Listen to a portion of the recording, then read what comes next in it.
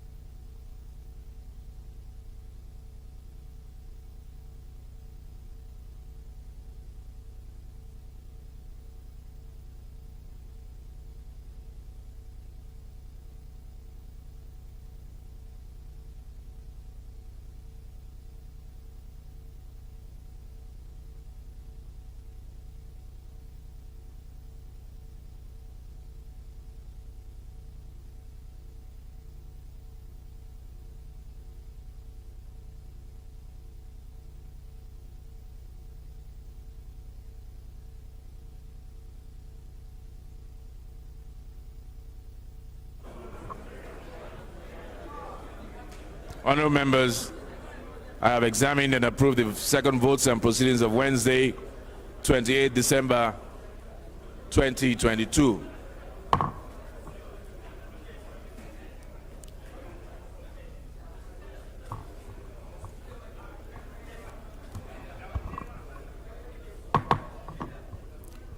Good morning, honourable colleagues, and I welcome you all back to the chambers after the Christmas and New Year holidays. I thank you all for being here this morning.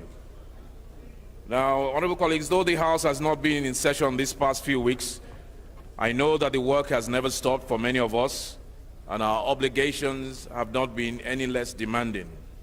Still, I hope you have taken time to rest, recover, and prepare yourselves for the responsibilities that will continue to demand our time, abilities, and efforts. When the 9th House of Representatives was inaugurated in 2019, we hit the ground running to discover and present solutions to our country's problems. Some of our efforts have yielded positive results in some regards, and in other areas, there is still work to do. We must resolve to continue to do the people's work despite the obligations and distractions of the political campaign season. As we approach the end of our term in office, I am hopeful that we will continue to meet and exceed expectations in this new year. Let us begin this new year with a renewed commitment to legislative action that brings us closer to achieving our highest aspirations for our nation. Let us resume with renewed determination to achieve better oversight of government spending priorities through a collaborative effort with the executive arm of government and civil society, and remain dedicated to the lofty yet clear ambitions we articulated in our legislative agenda when we resumed in the 9th Assembly. This year, it is imperative that we focus our efforts on completing the tasks we have already initiated and closing out the assignments on which our legacy in this 9th House will be assessed. Several bills still in the legislative process need to be actioned as a matter of urgency, as these bills propose significant improvements across different sectors of our national life. Some of these bills are still in committee, while others are awaiting concurrence in the Senate. We will see to it that we conclude work on these bills so that they can be presented to Mr. President during the life of this administration. One recurring criticism of the legislature in Nigeria has been the lack of continuity and the absence of tools and procedures for establishing an institutional memory.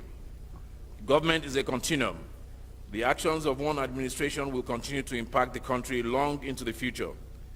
as the democratic process leads to continuous personnel turnover, it is vital to have a system that allows future office holders to understand the decisions made by their predecessors. In the executive arm of government, it is established practice to prepare handover notes. I wish today to propose to the House that we adopt this practice at the committee level. The House Committee on Rules and Business will lead this effort to formulating guidelines to make this possible. Over the last few appropriation cycles, the dire conditions of our national finance have required significant borrowing to finance government operations, sustain investments in infrastructure and national security, and improve the living conditions of the Nigerian people. Just as the Ninth Assembly has reformed the appropriations process to ensure timely budget passage, we also intend to leave a legacy of transparency and accountability as a standard for the future. Therefore, as part of preparing our reports, we must make a deliberate effort to give a complete account of our oversight activities in the Ninth House of Representatives. Early in our term, we adopted the legislative agenda as a statement of our governing priorities in the Ninth House of Representatives. We termed the agenda our contract with Nigerians, to reflect our determination to be held accountable for the commitments we made therein. Despite many challenges, including the onset of the COVID-19 pandemic, the contraction of our national economy, and a drastic reduction in resources available for the development, we have made reasonable progress in achieving the objectives we set in our agenda. It is time to consider what has been done, what we didn't do, and why. The Committee on Monitoring and Implementation of the Legislative Agenda will review activities of the Ninth House of Representatives and present a report on the implementation of our legislative agenda to the House. This is necessary to ensure that we have a report card to show the Nigerian people at the end of our term. But just as importantly, this review will allow us to better understand where we succeeded and where we didn't as a guide for the future. Honorable colleagues, as we approach the general elections, there has been a marked increase in incidents of insecurity and vicious attacks on political actors in parts of the country. We must unite to ensure this dangerous trend does not lead to circumstances that threaten the forthcoming elections. The quality of the political conversations in society, particularly in the lead-up to elections, is a determining factor in the electoral outcomes and the quality of governance that will result therefrom. When political discourse seeks to unite the people behind an agenda of shared prosperity, social development, and respect for the humanity of persons, governance will also reflect these priorities. The security and welfare of the people shall be the primary purpose of government. With these words, the Constitution obligates us all who swear to serve the government to do everything to protect the lives and property of all citizens and promote their well-being above all else. This obligation is central to the governing contract between the government and the citizenry. As leaders in our various communities and constituencies, we must adopt a politics of accommodation and brotherhood. And we must ensure that no insecurity threatening our country's peace can be attributed to our actions or utterances. This is our constitutional obligation and a moral duty from which we must not deviate. I wish to acknowledge with the most incredible gratitude the efforts of our men and women in uniform, who at this moment are stationed in different parts of the country, taking risks and offering the supreme sacrifice to keep the peace. They are the best of us, to whom we owe not only our gratitude, but also our continued dedication to the offices we hold. Through our efforts to improve the lives of our people, let us make ourselves worthy of the sacrifices these men and women have made and continue to make on our behalf. Honorable colleagues, I welcome you back to the House of Representatives for a new legislative year. I look forward to a successful year of measurable achievements in the joint task of nation building. And I thank you all most sincerely for your presence this morning. God bless you and God bless the Federal Republic.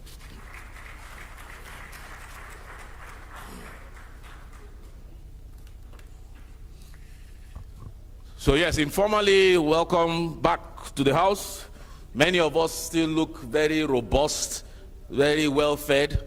I don't know why we should be looking slim and lean and thin at this stage of our campaigns, including those who are not even sitting for election. They are all campaigning with us. I hope that when we resume after campaigns, we'll all look very haggard and slim and skinny and beaten.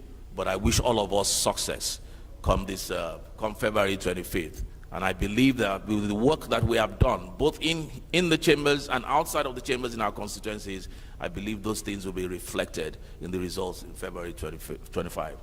I wish you all the best. Honorable colleagues, the House of Representatives passed the National Human Rights Commission Act Repeal and Enactment Bill 2021, and same was passed by the Senate with differences. The following members are nominated as conferees to resolve the area of differences with the Senate. They are Honorable Kalu Benjamin Okezie, Chairman, Honorable Emmanuel Igwe Chinyere, Honorable Babangida Al-Hassan, Honorable Jafaru Mohammed, Honorable Kolade Victor Akinjo, and Honorable Dachong Bagos. This is signed by the Chairman, Honorable Fulata. National Police Peace Corps Establishment Bill. The House also passed the National Peace Corps Establishment Bill 2022, and the same was passed also by the Senate with some differences. The following are the members for the conference. Honorable Babangida Ibrahim, Chairman, Honorable Tijani Kaude Ismail, Honorable Chinedu Oga, Honorable Ibrahim Potiskom, Honorable Abdul Mumin Ari, Honorable Lego Idiagbo.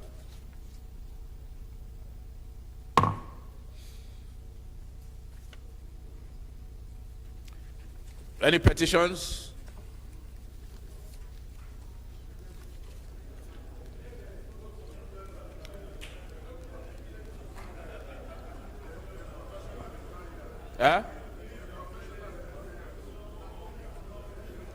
No petitions?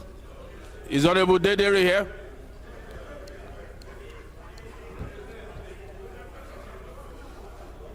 Honorable Dedere is here? Is not here. So no petitions. If you know day, you know day.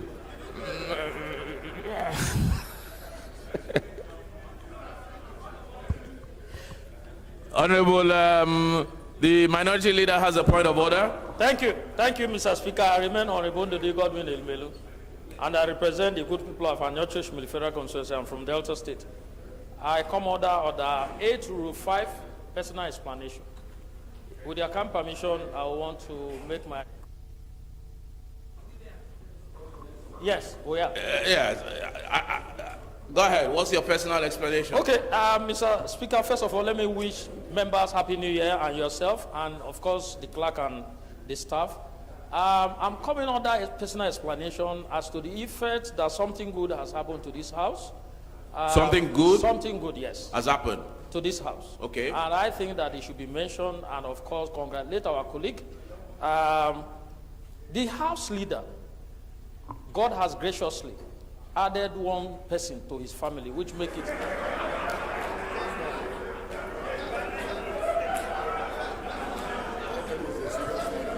Is this the house leader? What? Leader?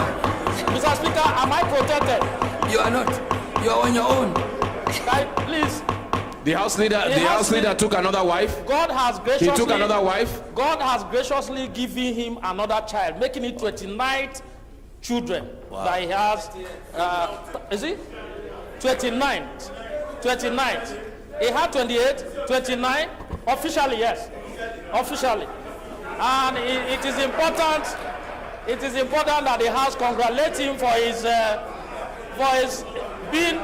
being a good performer on the floor and also a good performer at home.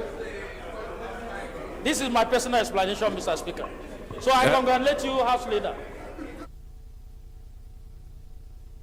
I'm not sure if you came under the right order. What's personal to you there? Because he's a friend, he's a brother, and he's a colleague. And are you helping him count his children? Mr. Speaker, you know why I'm saying that? You know, one time ago, around 7 p.m. in front of his house, there were children playing. And the house leader asked the children to go to their father's house. And they ran inside and cried to their mothers that Baba has asked us to go to another place, where is our father? So I'm just trying to help him. Let me also, in the same vein, congratulate and welcome welcome my respected colleagues. Hold on. What's your point of order? You cannot debate personal explanation? I'm not debating. All right, so personal explanation heard and granted. You have a point of order, correct? Yes, sir. What's your point of order? Personal explanation too. Personal Go ahead.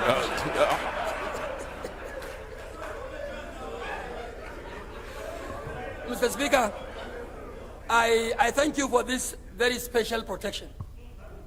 I want to also welcome members back to business, legislative business. And I believe engagement with their constituencies has been very fruitful. It has been very, very fruitful. I wish each and every one of us well in the upcoming general election. Mr. Speaker, honorable members, I remain Ado Dogwa, the unbeatable Ado Dogwa on the floor and unbeatable at home. Since my brother has taken up without permission the right to transmit a personal information to the chamber, but I'm sure it's out of sheer exuberance and love for my family. I would like to use this opportunity, Mr. Speaker, to put the records clear and to let my colleagues and Nigerians know that he is not a member of my family and he has transmitted a wrong information. But let me put it put the records straight. Yes, I have added one member to the family, but this time around it's my extended family. My first daughter, Zainab, gave birth to a baby boy on the 16th day of this month, 2023. So, because I have the zeal to continue to count. So now we words, can breathe a sigh of relief. No, sir. For me to continue to count the number of my words, which I'm proud of, and as a Muslim, I'm also proud because Prophet Muhammad said, marry and generate, for I will be proud of your number on the day of judgment. My colleagues, Muslims and Christians, I stand here as a proud Muslim, responding to the charge of my prophet that I should marry, generate, and regenerate because my prophet will be proud of me on the day of judgment. So I want you to join hands with me, congratulate me, share joy with me that my first daughter, Zainab, has added one child to the next family. And I will continue to count that. And finally, Mr. Speaker, I want to put on the records that the number in the immediate family remains 28, but my grandchildren have now come to be 9 in number. I have 9 grandchildren. So I will consolidate the families, consolidate them, and count them as mine, Mr. Speaker. You are a Muslim, and I know you believe in what I have quoted the Prophet Muhammad sallallahu alaihi wasallam saying. And I want you to please answer the call of your prophet. Marry and generate, so that the prophet will be proud of Femi Bajabiamila on the day of judgment. Thank you and God bless Nigeria. Thank you very much, Leader of the House. Congratulations on your new addition. Having done that, we'll move to, there are no petitions, we'll move to matters of urgent public importance. I believe Honorable Idem, so you have a matter.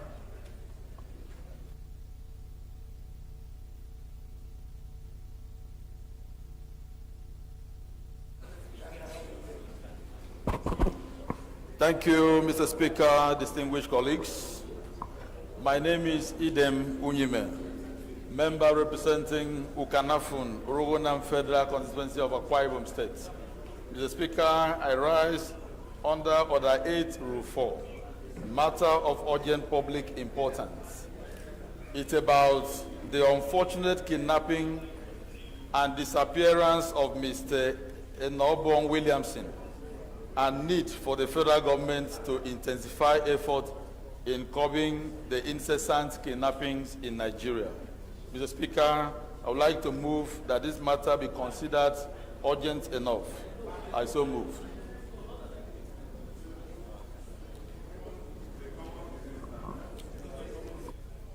Chinedu.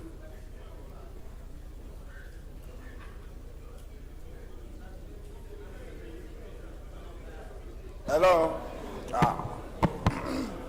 Thank you, Mr. Speaker. Honorable Benjamin Chinedu Obidigwe, member representing Anambra East and West Federal Constituency.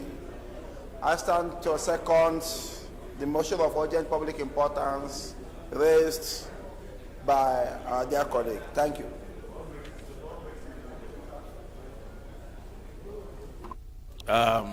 Those in support that this is urgent enough to take now, please say aye. Those against, please say nay. Ayes have it. Your motion.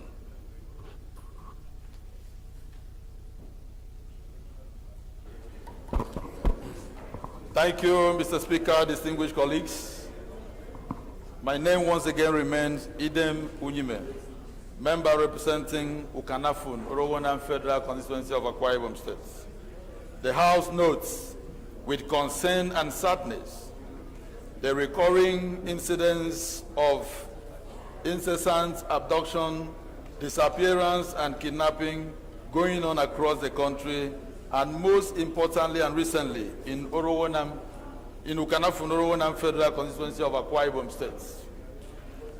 Unfortunately, the whole community was greeted with the sad news of the kidnapping and disappearance of Mr. Enobong Williamson, who until his disappearance was the treasurer, People's Democratic Party, PDP Ward 3, in Orowanam local government area of Akwa Ibom State. Note that on the 3rd day of November 2022, Mr. Enobong Williamson was kidnapped by unknown men, and all attempts to locate him has proved abortive. The entire community has since commenced a search for him, but no information has been obtained regarding his whereabouts. Worried that the family and associates of Mr. Enobong Williamson have been thrown into traumatic experience and agony since his disappearance on the 3rd November 2022. The House resolved to condemn in strong terms the kidnapping and disappearance of Mr. Enobong Williamson and other incidences of kidnapping across the country, leaving the citizens at the mercy of the kidnappers. 2, mandate the Inspector General of Police and other security agencies to intensify efforts in securing the release of Mr. Enobong Williamson from the den of kidnappers. Mr. Speaker, distinguished colleagues, I so move.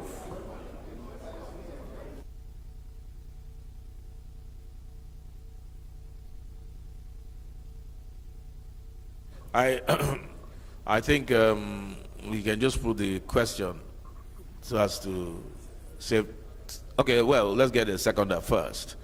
With Shatima.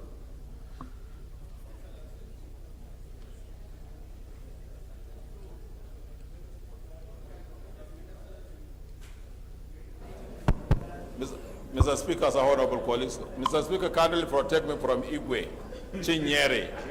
He wanted me to be thrown out of this house, sir. And we are facing election. Chinyere. Yes, sir. Please take your time. I like that. Mr. Speaker, honorable colleagues, I remain Lawan Shatima Ali, representing Bursari Gaire Ministry Federal Constituency and from Yobe State. I rise to second the motion, ably moved by my brother. I so second, sir. Those in favor of this motion moved by, on kidnapping moved by Honorable Idem, please say aye. Those against, please say nay. Ayes have it. Honorable Aneka, you have a motion.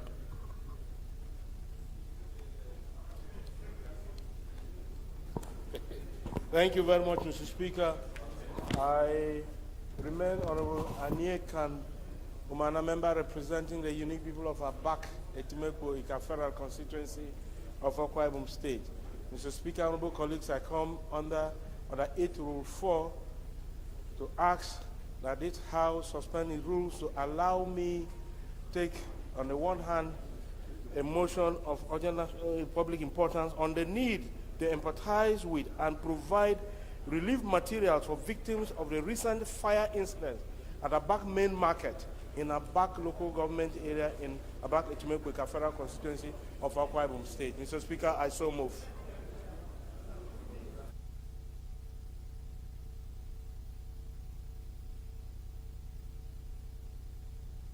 Honorable Olododo Cook.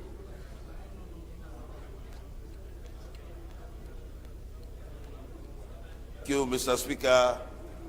I remain Olododo Cook of the Gani Saka, looking for the people of Ilorin East, Ilorin South Federal Constituency. I'm from State of Harmony, Kwara State. Mr. Speaker, I rise to second the motion raised by my friend, my brother. I so second.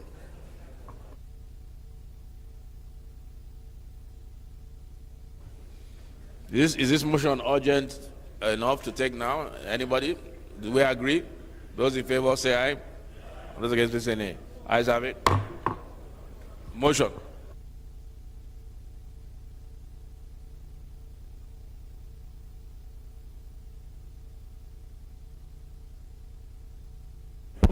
Yes. Thank you very much, Mr. Speaker. Once again, I remain Honorable Aniekan Umana, member representing the unique people of Abak, Etimekwe Federal Constituency. Mr. Speaker, I rise to move a motion on the need to empathize with and provide relief materials for the victims of the recent fire incident at Abak Main Market in Abak local government area of Abak, Etimekwe Federal Constituency, Akwa Ibom State. Mr. Speaker, the House notes that while the people all over the world were eagerly preparing and waiting to usher in the new year 2023 with joy, a devastating fire gutted down the popular Abak Main Market at the Abak Market Square area of Abak Township in Abak local government area of Akwa Ibom State on the 30th of December 2022 at midnight and raged all the way into the morning. The House further notes that the inferno, which began at about 12 midnight, lasted for over 6 hours, though it was brought under control through community efforts and intervention of men of the Federal Fire Service at the wee hours of the morning. The House is aware that there has been an alarming increase in fire disasters in various markets and residential areas Silence, and please. homes Silence, please. in the country in the recent past. The House observes that the inferno wreaked havoc on the people and properties, resulting in several burns, injuries, and huge losses incurred by helpless citizens and traders. Disturbed that the ugly incident has left its victims in distraught and helpless, especially at the market, which served as the only source of their livelihood and with so much responsibility to cater for. The House is further disturbed that majority of the victims obtained various loans and funds to finance their trading ventures. And with this unfortunate situation, they have been rendered jobless and unable to meet their daily responsibilities to the financial institutions that supported them.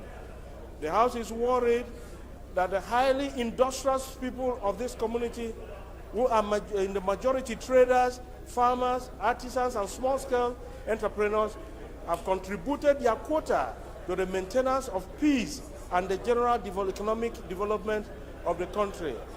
And in the face of the imminent outbreaks and epidemics arising from the dislocation, hunger, and unhealthy lifestyle that this inferno has brought to them. Mr. Speaker, we have full details of all of the compilations of the affected persons, and therefore the House resolves to, 1, call on the Federal Ministry of Humanitarian Affairs and Disaster Management to immediately take stock of the affected innocent citizens and work out measures to assist them restore their means of livelihood. 2, urge the National Emergency Management Agency to urgently arrange for relief materials to cushion the effect of the losses incurred by these citizens. 3, urge the Federal Fire Service to enhance the operational capacity of their outposts in various parts of the country to enable them rise to the occasion whenever a fire disaster occurs. Mr. Speaker, we finally urge the Committee on Humanitarian Poverty Alleviation and Committees on Interior to ensure compliance. I so move, Mr. Speaker, and thank you so much.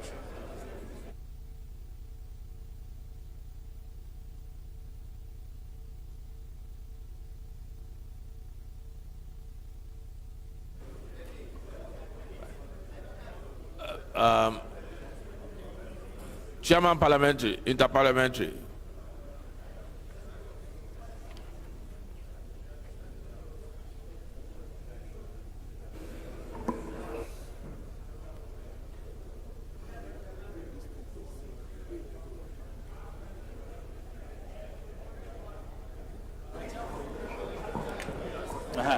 Okay. Yes, Mr. Speaker, my distinguished colleagues, I remain Zakaria Ogaladima, member representing people of Badi Jakusko. I'm from Yobe State.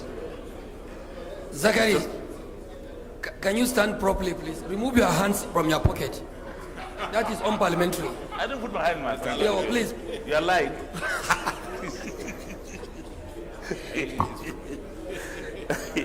I remain Zakaria Ogaladima, and I stand to second the motion as ably moved by my colleague from Akwa Ibom that the matter is urgent and should be discussed and should be passed. I so second. Thank you very much. Okay. I think we'll just put the question so we can move on. Those in support, please say aye. Those against, please say nay. Ayes have it. Thank you, Honorable Anika.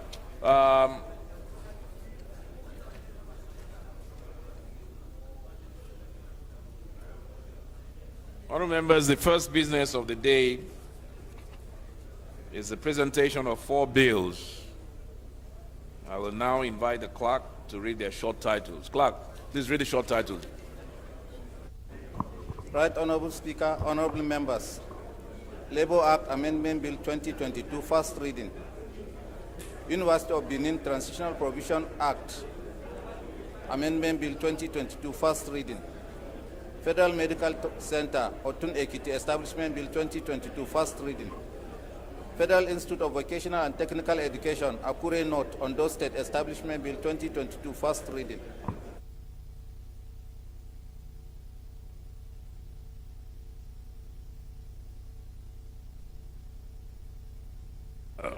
The second business of the day is presentation of report of the Committee on Finance on a bill for an act to amend the Institute of Chartered Accountants of Nigeria Cap 111 laws of the Federation of Nigeria 2004 to address emerging trends. Chief Whip, your members are unruly. Chief Whip, please call them to order. Silence, please. Silence, please. In the Nigerian economic environment and for Silence, related matters, please. stand in the name of Honorable James Faleke.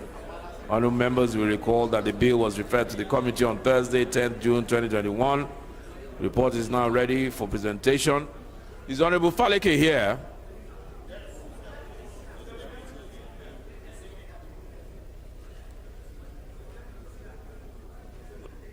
Yeah.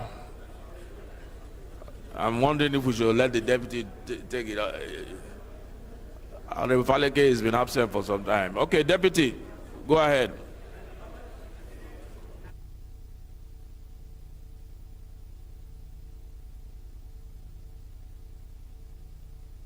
Honorable Mani, take your seat. Honorable Mani, take your seat. Bebeji Kiru, take your seat. Honorable Mani, take your seat. Thank you, Mr. Speaker. Honorable colleagues, my name is Honorable Said Musa Abdullahi. I represent the people of Bida, Babukacha Federal Constituency.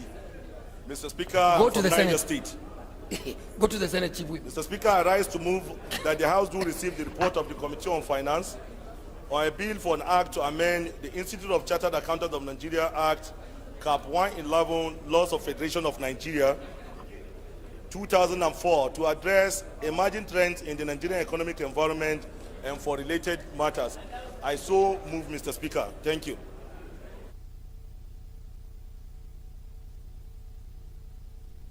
Honorable Khadija, please second.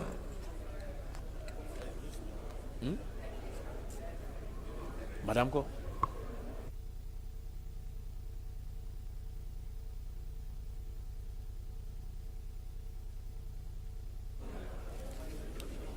Mr. Speaker, honorable colleagues, my name is Honorable Khadija Bukarapa Ibrahim. I represent Damaturu Tarmua Gujibagulani, Federal Constituency of Yobe State. I rise to second that the bill be read for the second time. I so second that the bill be presented. Thank you.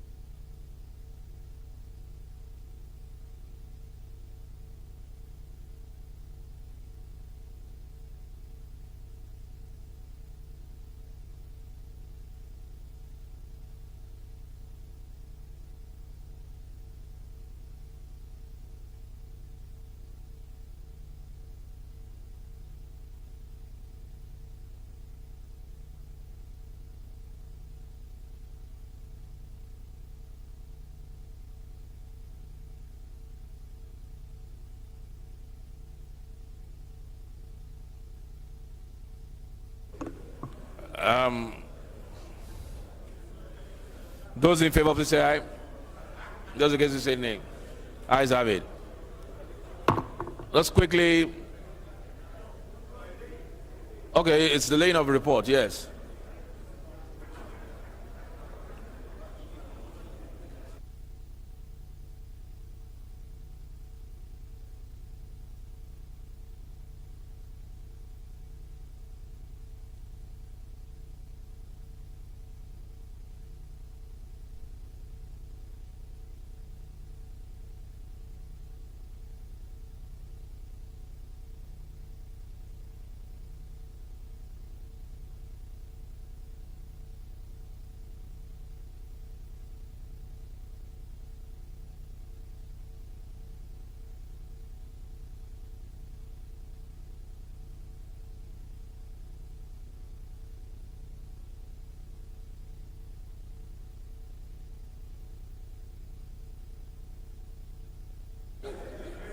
Silence, please. Honorable Abonta, Honorable Chinere Igwe. Honorable Abonta, Honorable Chinere Igwe.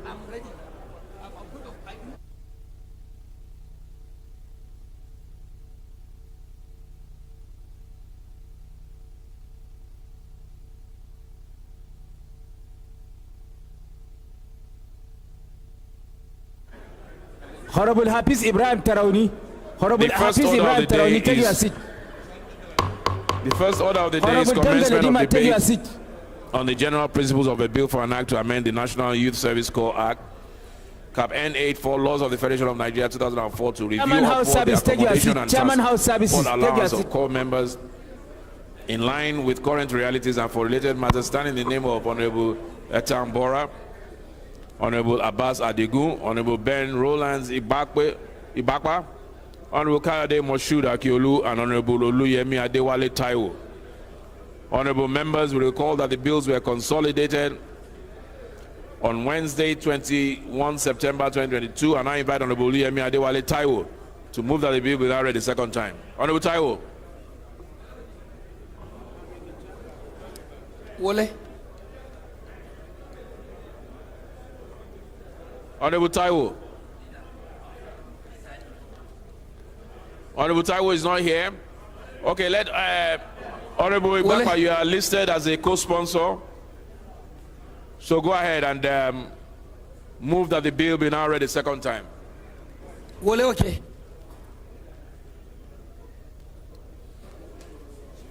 Thank you, Mr. Speaker. Happy New Year once again. I am Honorable Ben Rolands Igbakwa.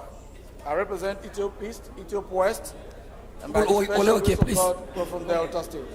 Mr. Speaker, I move that a bill for an act to amend the National Youth Service Corps Act, Cap N84, laws of the Federation of Nigeria 2004, be now read the second time. I beg to move.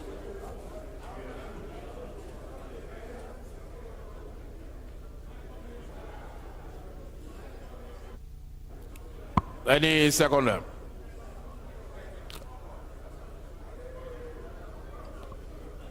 Ordinarily, I think Honorable Atiku should, but go ahead.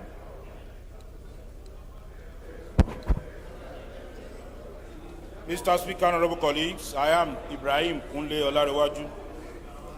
I represent the entire people of Moba, Idosi, Legitimate Federal Constituency. Mr. Speaker, I rise to second the motion moved by Honorable Bakpa. Mr. Speaker, I so second.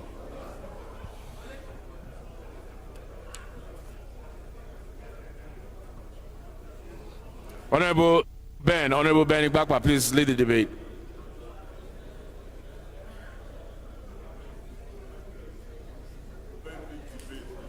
Thank you, Mr. Speaker. Once again, I am Honorable Ben Rolands Igba. And by the grace of God, we're from Delta State. Mr. Speaker, this bill, the amendment, seeks to do three different cure, because the law as it is today, because of the changing realities of our time, first, anybody that has passed through the university that is serving as a core member automatically has acquired a degree. I came back on Saturday. And it is the belief of this amendment. Which one is that? That should reflect in their remuneration. Because the 30,000 naira given to them as it is today is our minimum wage threshold. And in line with the present reality, it will be fair if they are given something that befits a graduate, a level 8 officer in the public service. Then secondly, Mr. Speaker, with the changing times, it is our belief that this activity should no longer be compulsory. And that is why there's an amendment we are proposing here to remove the word shall from section 2, subsection 1 of the Principal Act and bring in may, making it optional for people to attend. Then, number 3, as at the time the law was made, there is no provision for school outside the country. Honorable members, please, one house. There was no provision for schooling outside the country. Honorable members, please, let's listen in silence, please. Please, Honorable Chinyere. We are bringing in people because presently Chinyere Igwe, please. Please, release our leader. Don't keep him under captivity. Presently, a lot of our children are schooling abroad. And it is our belief that the Act should capture the people that are schooling outside the country. Because if you look at Section 1A of the Act, it says, subsequent academic year, he shall have graduated at the university in Nigeria. So we are adding or outside Nigeria. The essence, Mr. Speaker, is to ensure that anybody that applies for exemption should be granted in such a way that the brain drain that we are experiencing. Not too long ago, we had an issue with a minister of the Federal Republic of Nigeria who schooled abroad, crossed the age of 30, and could not serve. So that if our children go outside the country, outside the shore of Nigeria, to school, and they decide to do their masters, and even go ahead to do their doctorate, and they could not come back to serve, when they come, okay. Honorable members, please. Honorable members, please, the noise is too much, please. Honorable Shetima, take your seat, please. The noise is too much. Adebumi. Please, we should concentrate. This is not a marketplace. Adebumi. This is... Thank you. Honorable Baka, please go ahead. There's a debate going on the floor. We cannot hear anything. Please. Thank you, Mr. Speaker. Mr. Speaker, like I said before, when the law was made, we did not consider our children that are schooling outside the country. So Go ahead. Point of order. Yes. Please, Those of you sitting at the back, can you please disperse? Those sitting at the back, Honorable Wale, okay? Please. Please, there's a debate on the floor and we cannot hear anything. Yes.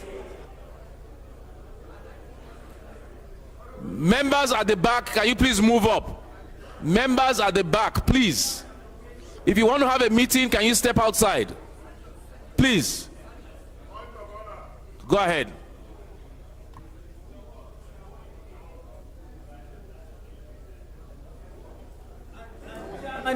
Thank you, Mr. Speaker.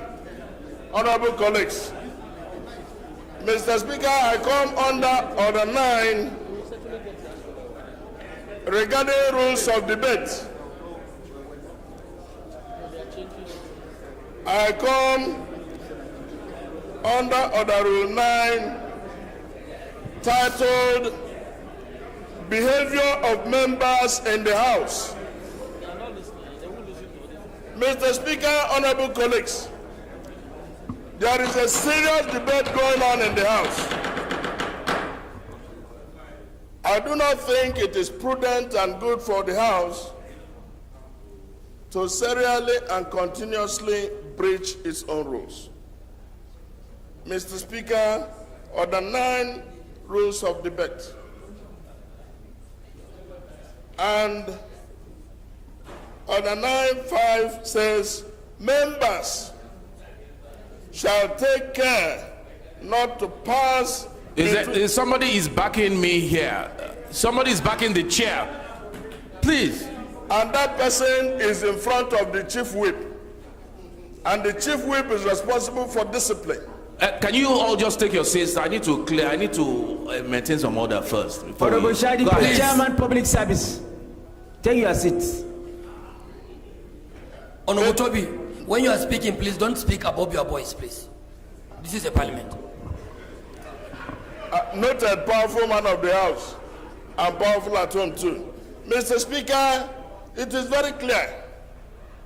Page 51 of the House Rules states clearly that it is out of place for members to pass through the chair and crisscross the parliament floor when debate is going on.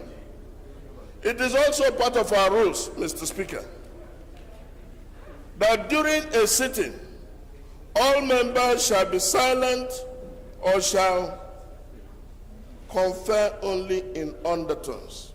Mr. Speaker, honorable colleagues, there is a debate going on, and it is referring to amendment of the Youth Service Act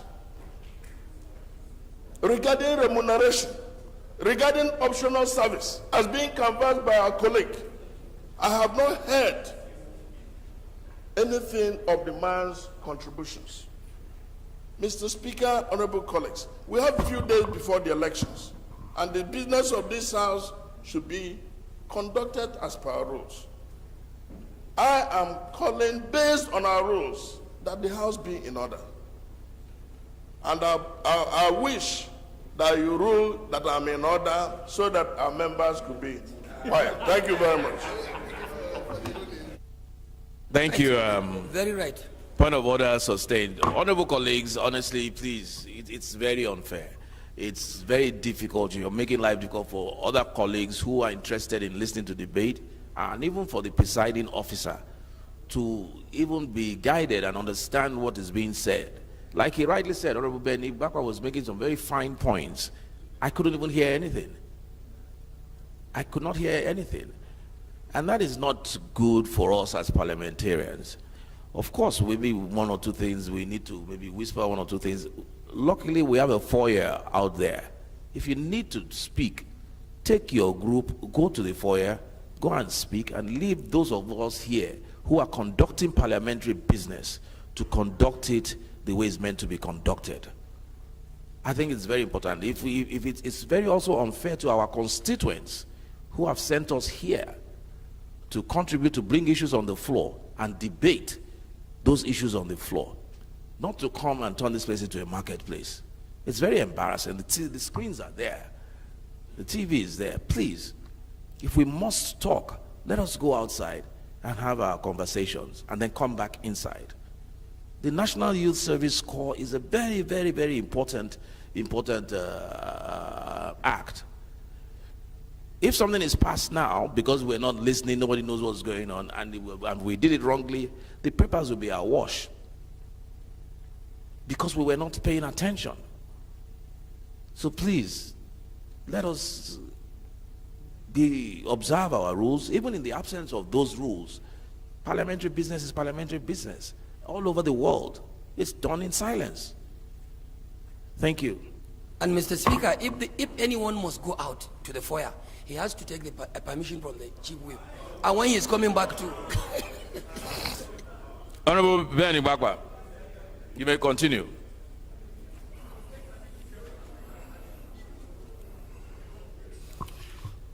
Those at the back with Honorable Nolly and Co, please step outside to the foyer, because I know you are deep in serious discussions. Must be very important. So please, you have my permission to go now. Please. Go to the foyer and go and finish your conversations. Thank you. Sergeant Adams, please see him out. He has been given express permission. Sergeant Adams, escort him. And it's very unusual because Honorable Nolly is normally in his seat, paying attention, contributing effectively on the floor of the House. So this must be very important for him to have taken the back bench. Please, take your team, your guys out.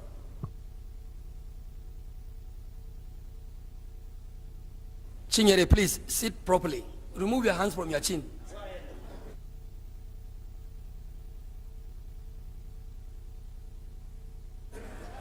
Thank you, Mr. Speaker. Well, what the amendment seeks to do is in line with the present reality of things. Like I said before,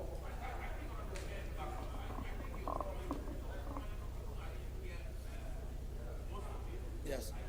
I got the gist of it. But I want somebody else to buttress that point. Honorable Nolly, please come and buttress. I want you to come and contribute to what Honorable Ben Bakwa is saying. Please. Honorable Nolly Najib.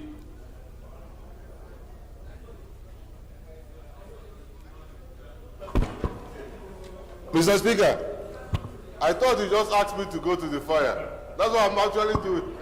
But you are still here. For as long as you are here. I'm still talking to my people so that all of us will... Okay, go ahead to the fire. Go. Okay, so let me continue talking Go now, they'll follow you. I'm trying to talk to them, sir. Just 5 minutes. Let me continue talking. Honorable Ben.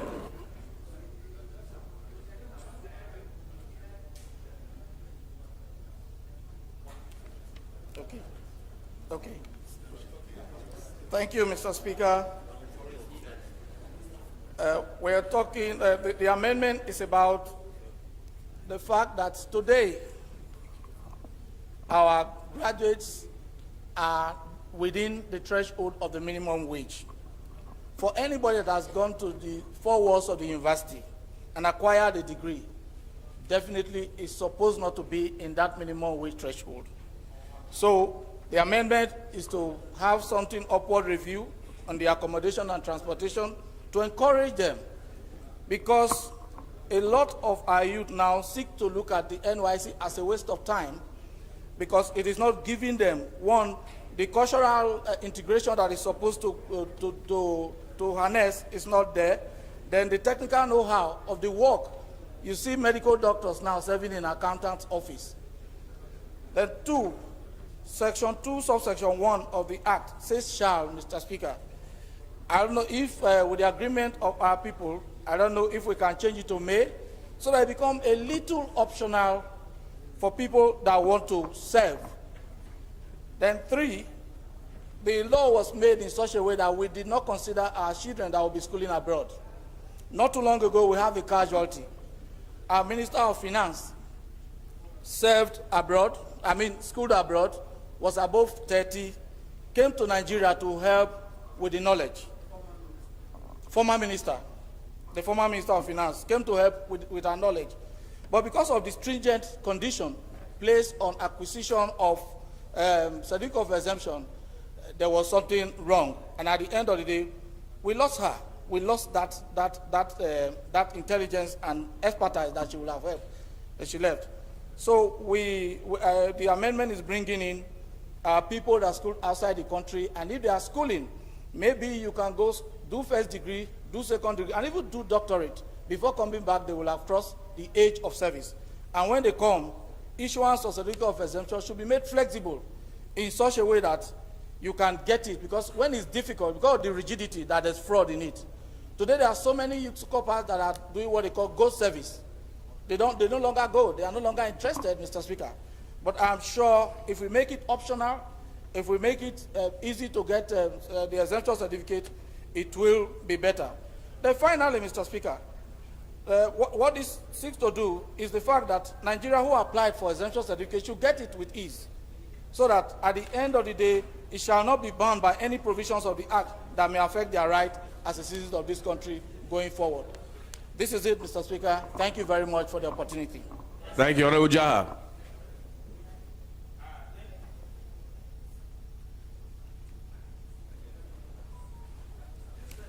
Thank you, Mr. Speaker, honorable colleagues. Ahmed Jaha Baba is my name. I represent Chibok, Dambua, and Goza Federal Constituency. Mr. Speaker, while congratulating my immediate neighbor, Honorable Beng Bappa, for is my neighbor when we were in the chamber. So, Mr. Speaker, while I agree with the remuneration part of the bill, I actually disagree completely with the optional part of the NYAC he is trying to propose. Mr. Speaker, substantial part of graduates realize the importance of NYAC after having one, because by the time they go out, they will discover a lot of things that have not been conversant with in their area. So if you said it's optional, you know how our people are. People may think that it's not even serious, it's not going to impair on their qualification to vie for anything in the past or to occupy certain position. They will make it optional and they will be reluctant to go. But if you make it compulsory, definitely everybody will go and at least discover some things outside his domain. Secondly, on the issue of saying that this time around people are not even benefiting or realizing the benefit of NYSC, I totally disagree with that. Because, Mr. Speaker, we have to say the truth. Graduate is a graduate. The assumption is you graduated, you have nothing doing for a living. This time around, you are starting with a peanut, despite it's 30,000 naira, and he's proposing now it should be in consonant with the minimum wage of at least level 8 as a graduate. With the improvement of that, people will be anxious to go for NYS, and that is going to give them a starting point for them to face the realities of life. So I totally disagree the issue of making NYSC optional. It has to be a compulsory, it's a service to the nation. It happens everywhere in the country, including advanced countries of the world, and it should be in Nigeria too. Thank you, sir. The Chief Whip and then Honorable Leke. Honorable Speaker, honorable members, my name is Mohamed Tahir Munguno. I represent Marte Munguno, Ganze Federal Constituency of Borno State. I totally agree with the submissions made by my colleague, Honorable Babao, and adopt same as mine. I want to further add that. Who's raising the point of order and what order, please? Who is observing the Chief Whip? Yeah. What order?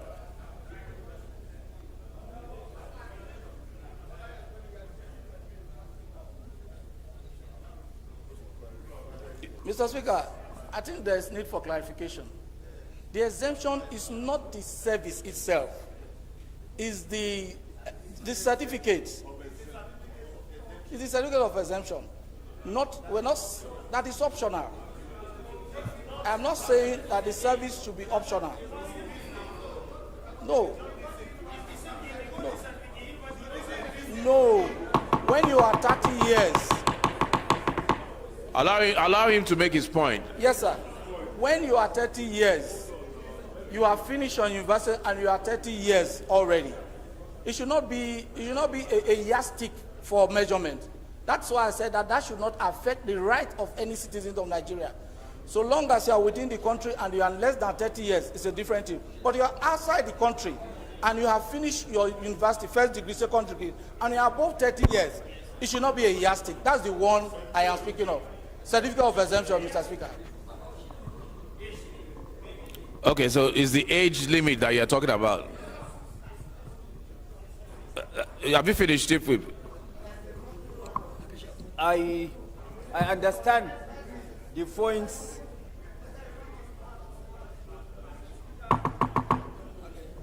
Foreign members, it's a question of language. Based on the submissions that he just made or the information that he has just given, to make it optional once you are over 30 and above. That is the submission that he's making. But my submission is to the effect that even if you are 30 and above, the exemption certificate should not be optional, it should be compulsory. It should be compulsory so that nobody can say that he is over 30 and therefore he cannot be, it's optional for him. Once you are over 30 or you are below 30, it should be compulsory that you should be given an exemption certificate in order to avoid a situation whereby people will now try to circumvent the law by way of changing their age or age qualification and what have you. That is my submission. Thank you. Thank you. Honorable Leke. Okay, and then DS.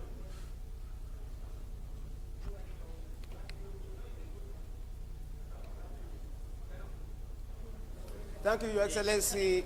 Honorable Leke Abeji, this is my name. I, from Kogi State, I represent the good people of Yagba Federal Constituency. Sir, what I want to say is very close to what Honorable Jah has said, that the word shall should remain instead of may. And then what the mover of the bill is saying, that the benefit or the importance of the scheme is no longer tenable, I disagree totally, because if you are in a particular area, you have not gone to test the other side, you will not know the character and the experience of the other side. Like me, I served in a place called Ogu in Imo State, in Enugu State. And till today, the experience is still there because I learned a lot from the people. So also, let our children continue this way to bring unity and then, what do you call, affection that they have in one side, they were able to also emulate it in the other area where they are serving. For example, people who study in East will not know what is happening in northern Nigeria. But if we are able to go to North, they'll be able to see that what they are telling us, what they are reading about them, some of them are not true. But during the service, they'll be able to know, for example, about the culture and about the food they eat. But if they don't allow them to do it, I believe the division will still be there in the country, and it will bring animosity. So I believe that service, that scheme, is still very, very relevant, and we should allow it to continue that way. Except the remuneration, which is very low.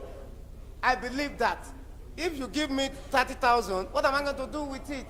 It cannot sustain me for a week. That's the only aspect I know that we should look at. But in terms of compulsory, it has to be compulsory. That word shall should remain in that act. Thank you so much.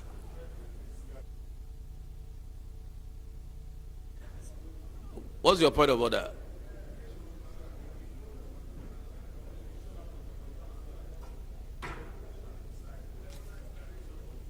I've been putting my hand on the... Thank you, Mr. Speaker, distinguished honorable colleagues.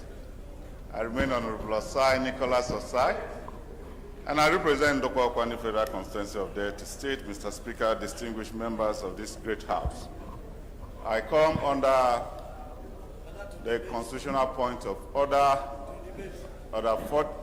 Section 42 of the Constitution. The way the law is today, Mr. Speaker, distinguished honorable colleague, is discriminatory. Discriminatory by age. If you attain a certain age, you are not entitled. But if it's optional, I think it's in line with the Constitution, Section 42. Section 42 gives every person the opportunity. Not being discriminated because you are aged, maybe you started school very late. It's not your fault. It might be an economic problem that you didn't start school on time, and you intend to serve your country, and you are discriminated because you have reached a particular point of age. I think, Mr. Speaker, it's not in line with the Constitution, and our Constitution is sacrosanct. Our Constitution is the ground norm upon which other laws originate. So I believe that the current law as it stands breaches the Constitution. And I will look at it in the face of where Honorable Ben Ibakpa has brought these issues, laying a very solid foundation for his argument. So I intend and sway by his argument and sway by the Constitution. And I ask every member of this great house to be swayed by that and align with Honorable Ben Ibakpa with every submission he has deposited. I rest my case, Mr. Speaker.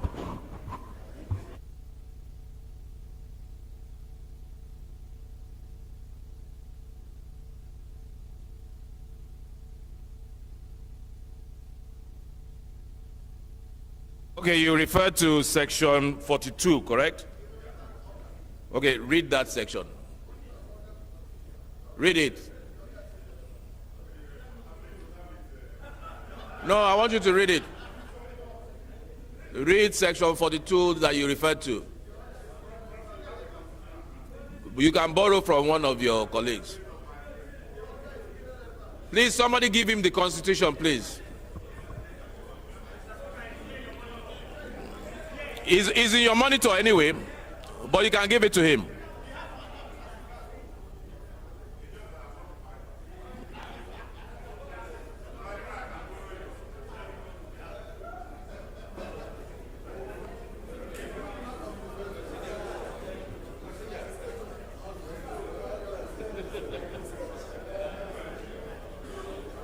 You know, age has become a factor now.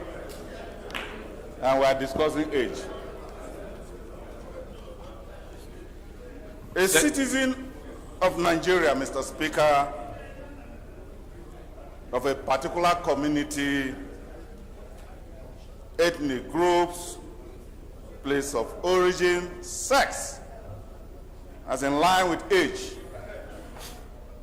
religion, or political opinion, shall not, by reason only that he is such a person, sex as in age, sex as in age. Please, Honorable Osai. I'm coming. The Constitution has listed the basis upon which you cannot be discriminated, and it does not include age. All right? So many of the laws that we have passed here, otherwise, many of the laws that we have passed here will be illegal because age is actually a feature of many of the laws that have been passed in Parliament, and for good reason. Your point of order is overruled. If this was a court, I will award punitive damages against you.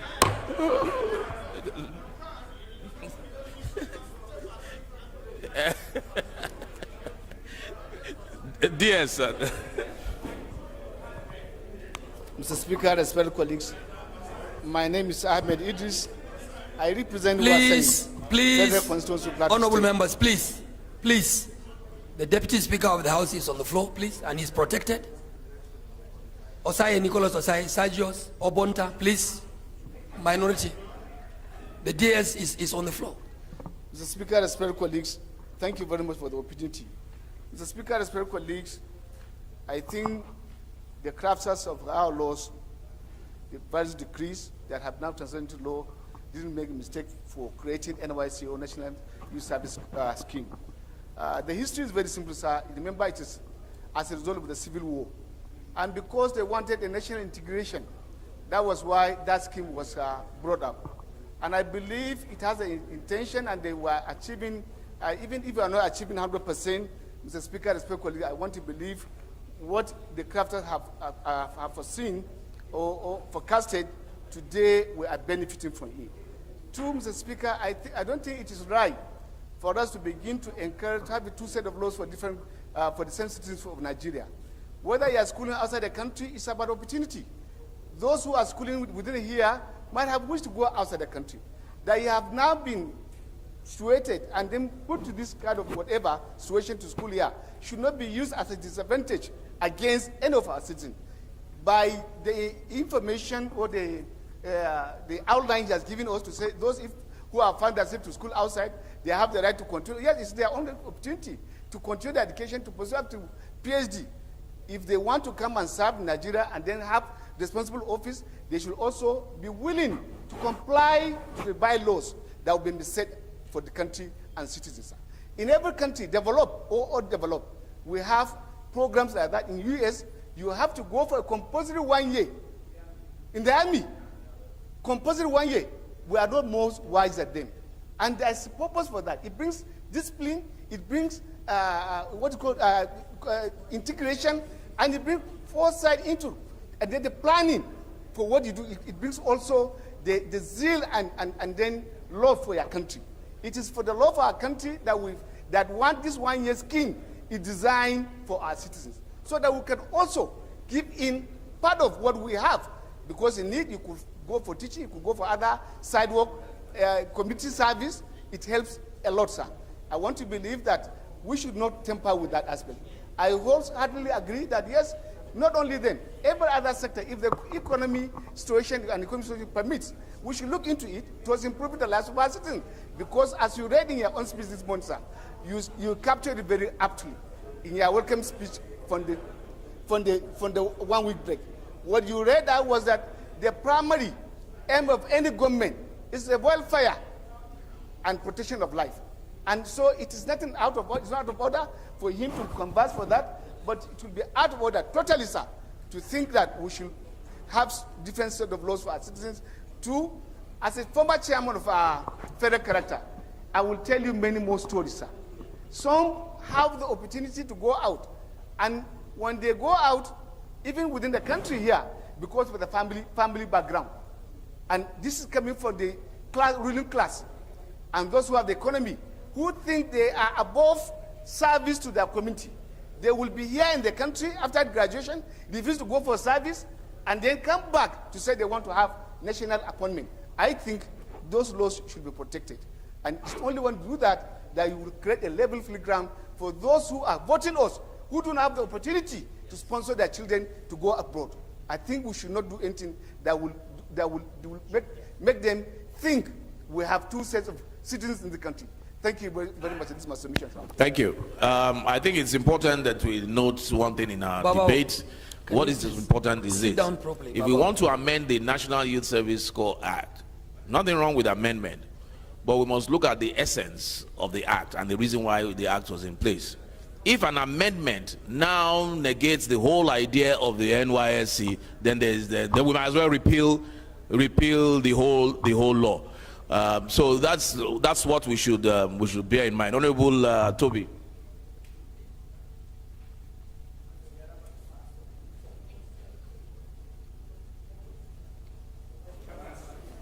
Thank you, Mr. Speaker. Honorable colleagues, my name is Toby Okechukwu, and I represent an area of Woji River Federal Constituency from Enugu State. Mr. Speaker, I thank my colleague Ben for bringing this bill before the House. The idea of second reading is to discuss the principles. And if it's an amendment, it is meant to state what mischief you want to cure. Mr. Speaker, like you rightly stated, what was the reason for establishing the NYSC? Why is it being called National Youth Service Corps? And who is a youth? Actually, I think the drafters of that law and our constitution are looking for those elements that bind us together. And when you are going to do that, at what age are people impressionable?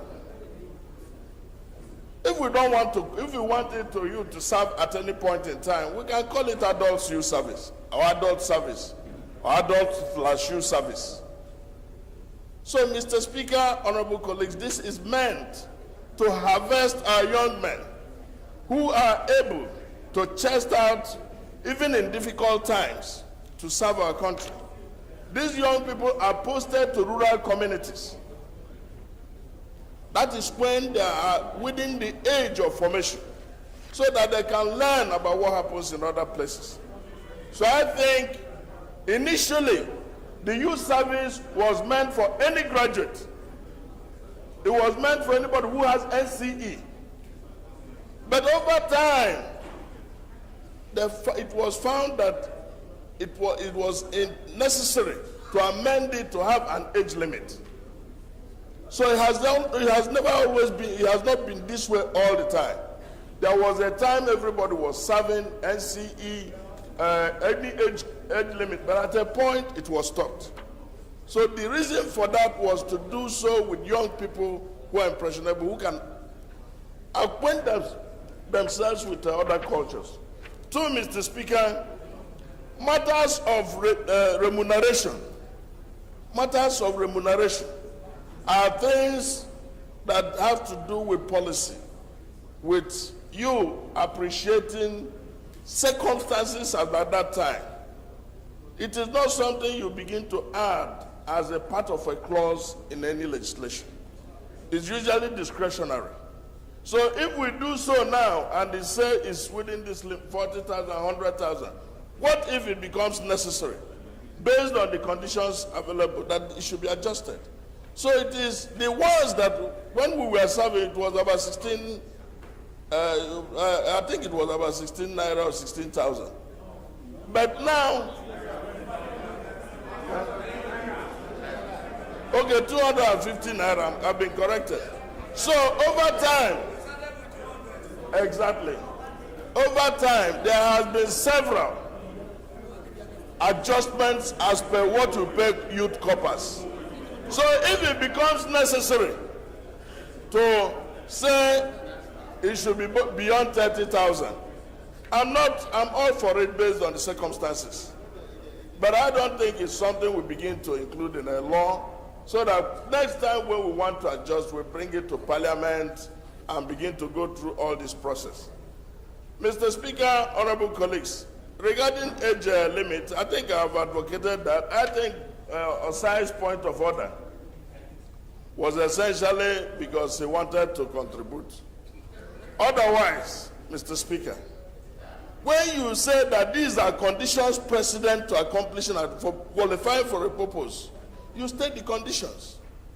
It is not discriminatory to say that these are the conditions you have to fulfill to be a member of House of Representatives, or to be a president of this country, or to earn this job. It's not discriminatory. That's not what is anticipated by a constitution. So when you are state conditions for somebody to serve as a copper, I don't think it is discriminatory. So I think that matter is rested, and you probably ruled him out of order. So I think the bench should further consult on this amendment, and then the House taking this quick action. Thank you. Yeah, Honorable Toby has raised an interesting observation about the need to specifically state an amount in a law, because these things are dynamic and they change over time.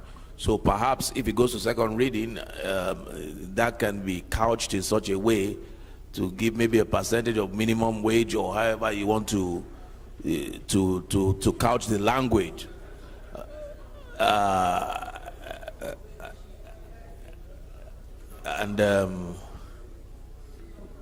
Honorable Toby, you raised this another issue of, what was it again? No, you talked about remuneration, which I agree with you. We don't put that in.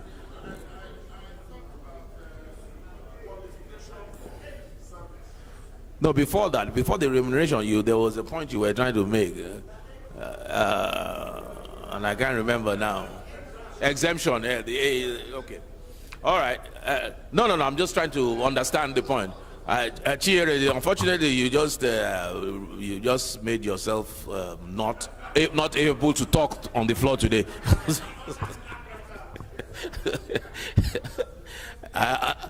Okay, Chiere, then Abonta.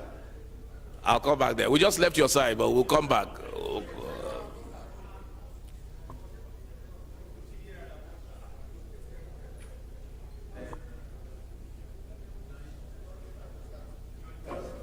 Let me check. Okay. Hello.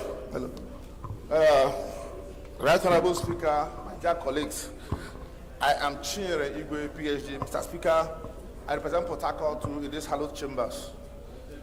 Mr. Speaker, as a human rights advocate and public affairs expert, Mr. Speaker, I want to clearly call my brother.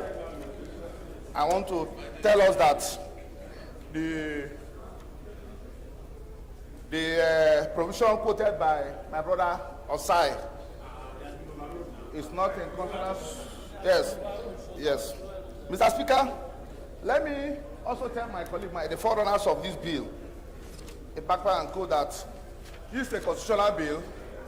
If they think that this bill is no longer essence, they should go for constitutional amendment in the 10th National Assembly. But as we speak, Mr. Speaker, the issues raised by this proposed amendment are not germane to warrant even going to. What is the intendment of the crafters of this legislation, of this law? To bring about national unity, integration, cohesion, foster an understanding of our diverse cultural identities in Nigeria. For example, Toph is from Benue State. He did the youth service in Port Harcourt. He has known the ways and life of people of River State. So also is for every other person. So if he has not gone, he's still there. South Africa too, on the issue of age, the law provides that everybody will partake in the National Youth Service exercise once you have a first degree. But the exception is that if you are 30 at the point of graduation, you can elect not to partake in the National Youth Service. I know a lot of people who have, at the age of 30, elected not to partake. Who have elected not to partake. So, Mr. Speaker, the issue of age shouldn't come. My deputy speaker have already stated the clear indication of those who school abroad and those who school in Nigeria. So I don't need to reiterate that fact. But Mr. Speaker, one important thing is that no salary, no remuneration is inserted in the provision of a law. Nobody. Example is the legislator's salary. It's not in any law. It's fixed by the appropriate agency. It's fixed by the appropriate agency based on their guidelines. So just like my deputy leader said, the chair is not hearing me. So, okay, Mr. Speaker,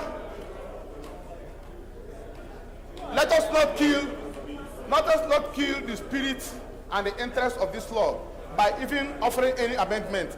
Let's allow the law as it is, because as it is today, it is serving the purpose and the intendment of the act. Thank you, Mr. Speaker. Point of order. Honorable Ben, what's your point of order? After two more contributions, we're going to put the question, but let's hear your point of order. Mr. Speaker, you see, when a complainant withdraws his case, until the case dies, I brought this complaint, and Mr. Speaker, by the leave of the House, and Mr. Speaker, I want to step it down so that we can work further on it for more consultation. Thank you, Mr. Speaker. No. This is, we have to do this properly, because there are about four. Are you all agreed, all the co-sponsors? You are all agreed that you want to step the bill down. Everybody. No, not the member. I'm talking about the co-sponsors. Because, Honorable Ben, yours is only a portion.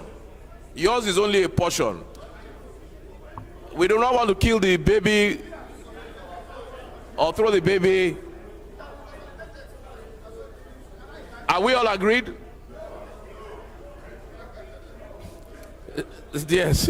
Yes, sir. Yeah, Your Excellency, so that Your Excellency, the Speaker, respected colleagues, my name is Ahmed Idris. I represent Wasefel constituency. I think my brother, the Crown Prince Akiolu, is raising his son, and for the fear that his bill is not being killed or laid to rest, that I want to a little bit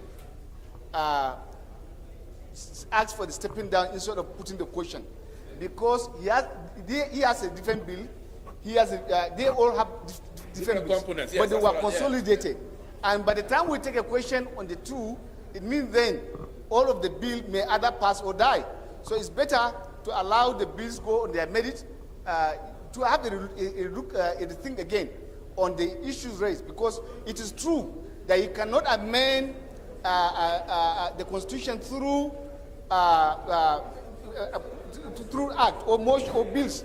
You can only come through constitutional amendment. And for some of the reasons they raise, it has to do with constitutional amendment. So my own takes is for the rules and business again to look into the bill with a view. That's better, with a view to separating them and allowing the ones that will go under constitutional, the ones that will go this, so that we can do justice to all of them, sir. Okay, so yes, I think what the DS is saying, and I think we can all agree, that this bill as it stands has different 3-4 parts to it, and we stand the risk. There are some good parts and there are 1 or 2 that we don't agree with, and we stand the risk if we put a question of killing the whole bill, because you cannot put a different question on this part yes or no, this part yes or no. We cannot do that. So the suggestion is that we step it down, let them look at it again, remove whatever they want to remove, whether it's through constitutional, whatever, remove the offensive parts and then represent. Or we go ahead and kill everything.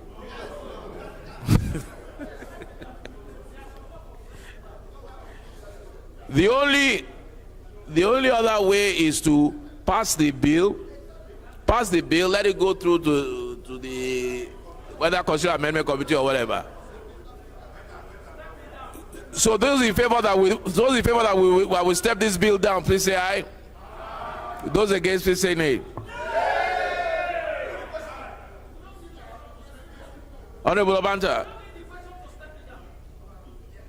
after we've come this far, okay, which is true, which is very true.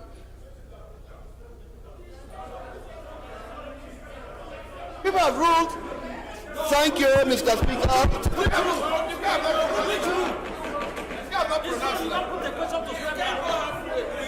Mr. Speaker.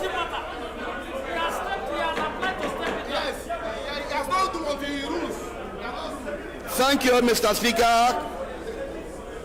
Honorable colleagues, let's observe the parliamentary procedures. Mr. Speaker, thank you for granting me a space. I remain Uzoman Kimabonta. Mr. Speaker, we've argued and don't. Where is your order? I didn't raise any order. Honorable minority leader, you yourself are out of order because you are talking to him back in the. Mr. Speaker, today. No. Go ahead. Today appears to be exceptional. We know the reason, but accommodate us, Mr. Speaker. Thank you. I want to lend my voice to the ongoing debate. Mr. Speaker, the essence of parliamentary debate, public hearing, is to enable us find out, correct, amend, vary existing circumstances in any bill, in any policy. Mr. Speaker, the mover of this bill presently, or the movers, we are debating a consolidated bill. Yes. And if he's withdrawing, he can only speak about his. And fortunately or unfortunately, it stands consolidated. And in the second option you gave, pass the bill, allow them an opportunity at the public hearing to hear it. A bill may look bad. Excuse me, I'm protected. A bill may look bad. At the public hearing, at the committee level, they'll be able to sieve and separate that. If you now look at our parliamentary timing, if you now step down this bill, Mr. Speaker, you informed us we are vacating by Thursday, only to return after 2 months. What is the time? Within that period, we are working for Nigeria. Okay, your point. No, his point is noted. Now, is this your point is noted? I think that, in your wisdom, let this bill go to the committee, and the committee will be able to steal the bill, sieve it, bring out the points, or kill it. But it will be inappropriate. Silence, please. I'm not going to call anybody there because you are not listening to the person talking, so nobody's going to listen to you. So if you cannot listen to somebody else, I'm not going to call you. Go ahead. Mr. Speaker, it will be inappropriate at this point to determine or kill the bill. One thing I want to say is all of us agree that NYC must be discussed. We all agree that there are lacuna in NYC. We all agree that the intent of setting up NYC is not being met. So shall we sweep it under the carpet? It must be discussed. Therefore, pass this bill, send it to the committee to do the needful. Thank you. Now, there are two options on the table. One is to step this down. Stepping down a bill is not an unusual thing. One option is to step it down if every co-sponsor is agreed on that. The second option is to pass the bill, but the problem is, now, is this going to the Constitutional Review Committee? DS. Is this meant to come to the Constitutional Review Committee? No. So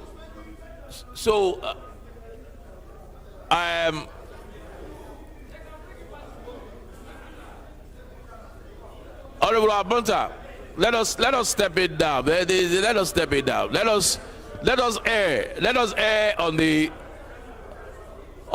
side of caution. Let us err on the side of caution.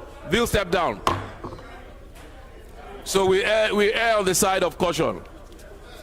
But please step the co-sponsors. There's some very important parts to this bill. Please bring this as quickly as possible, even if it means this week, Thursday, if it's possible. We can work on it in the next 2 days.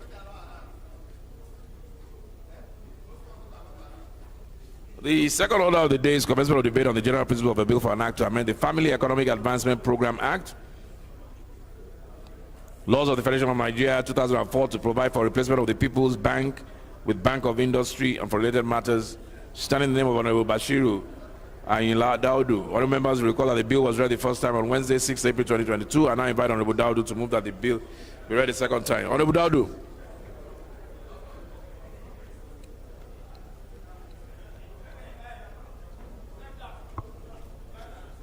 Okay, Honorable Daudu is not here.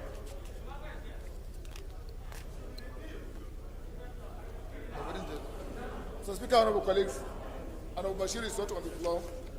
I move that the second reading of this bill be stepped down by the leader of the House. I so move, Mr. Speaker.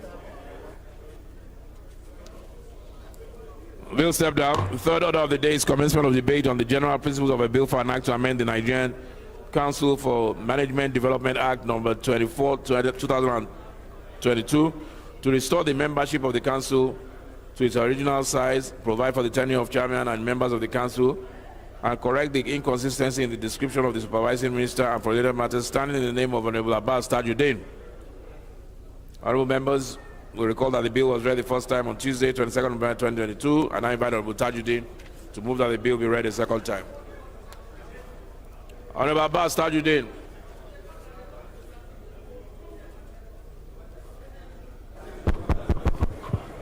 Mr. Speaker, my honorable colleagues, My name is Honorable Tajuddin Abbas. I represent Zaire Federal Constituency. I'm from Kaduna State. And I rise to present an amendment bill on the Nigerian Council for Management Development Act 2022 to restore the membership of the council to its original size, provide the tenure of chairman and members of the council, and correct the inconsistency in the description of the supervising minister. I so submit. Honorable Gideon. Please, second.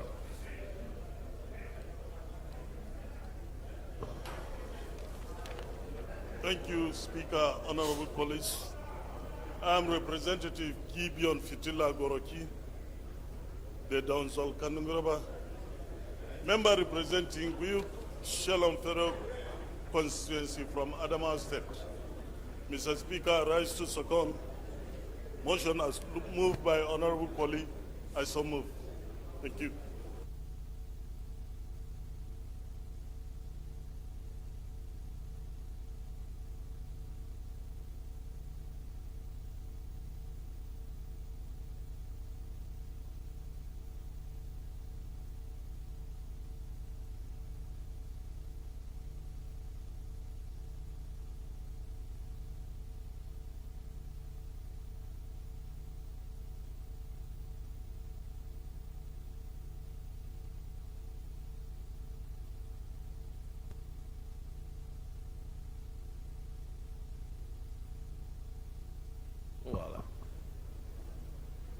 Okay,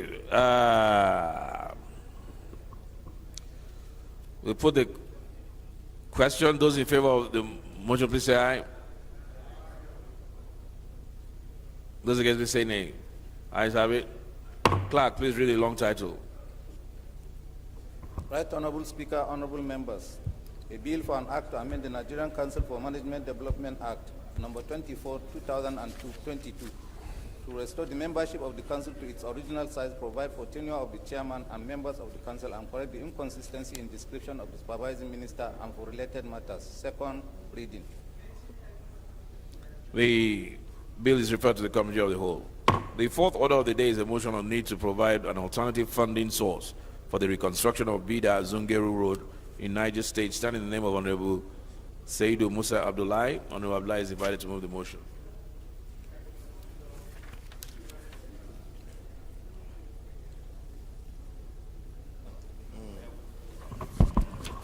Thank you, Mr. Speaker, honorable colleagues. My name is Said Musa Abdullahi. I represent the people of Bida Gbapokacha Federal Constituency. Mr. Speaker, I'm from Niger State.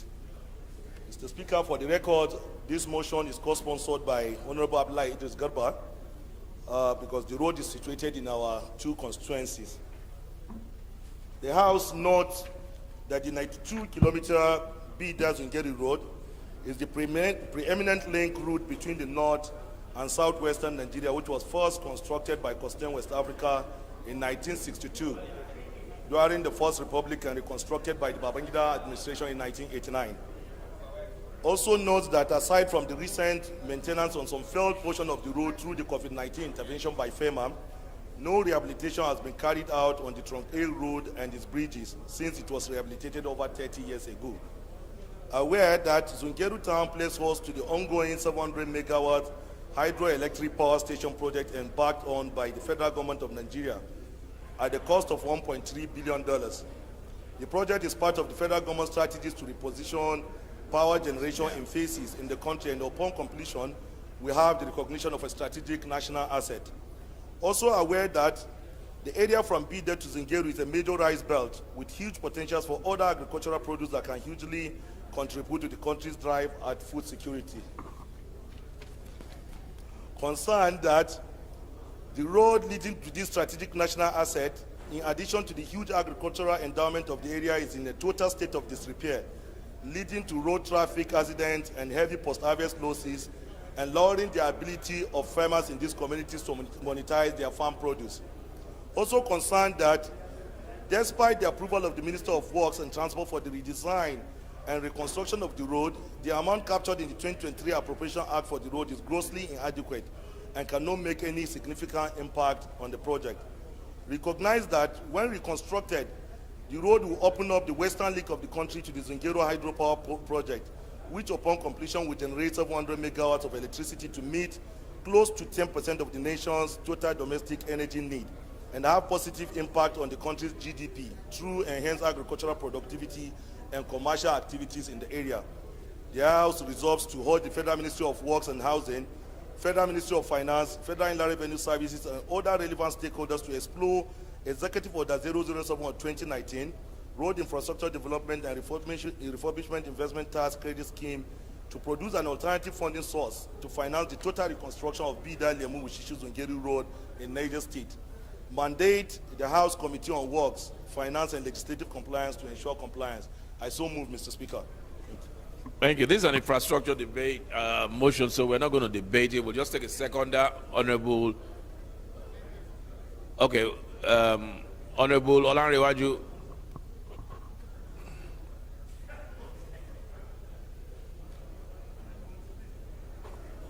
Thank you, Mr. Speaker.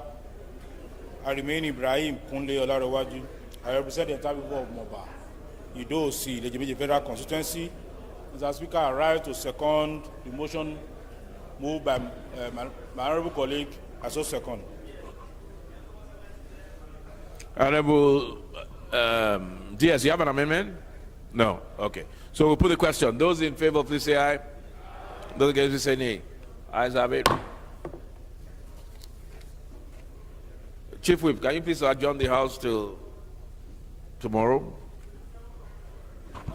Honorable Speaker, honorable members, my name is Mohamed Tahir Monguno. I represent Marte Monguno, Ganze Federal Constituency of Borno State. I hereby move a motion that the House do adjourn to tomorrow, Wednesday, the 18th of January, 2023, by 11 a.m. I so move. Honorable Lanre Edu, please second.